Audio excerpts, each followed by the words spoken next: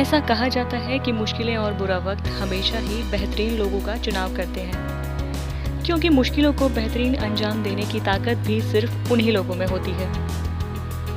और ये तस्वीरें इस बात का जीता जागता उदाहरण है।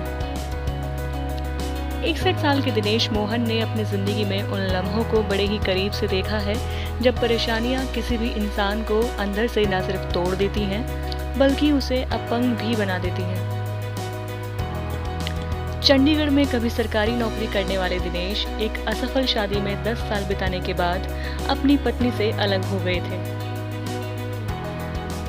लेकिन एक रोज अचानक उनके इकलौते बेटे की रेबीज के कारण हुई मौत ने उन्हें भी अंदर से खत्म कर दिया था।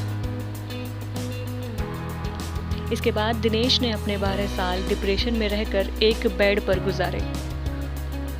उनकी जिंदगी अब सिर्फ एक कमरे तक ही सीमित होकर रह गई थी। इन 12 सालों में कई बड़ी बीमारियों ने भी उनके शरीर में अपना घर कर लिया था।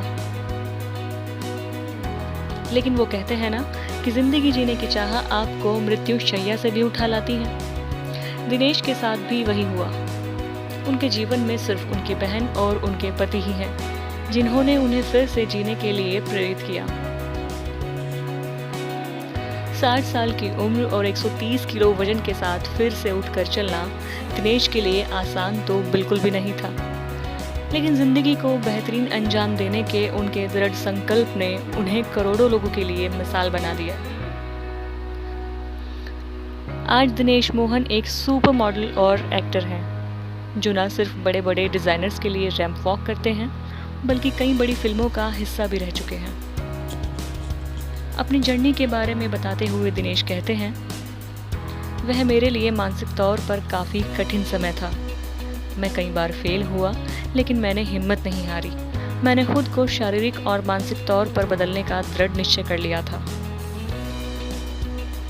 अपनी मूंछों को ताव देकर पोज देने वाले दिनेश मोहन ऐसे लोगों के लिए एक बेहतर उदाहरण है, जो हर छोटी मुश्किल से हार कर जिंदगी को बोझ मान लेते हैं।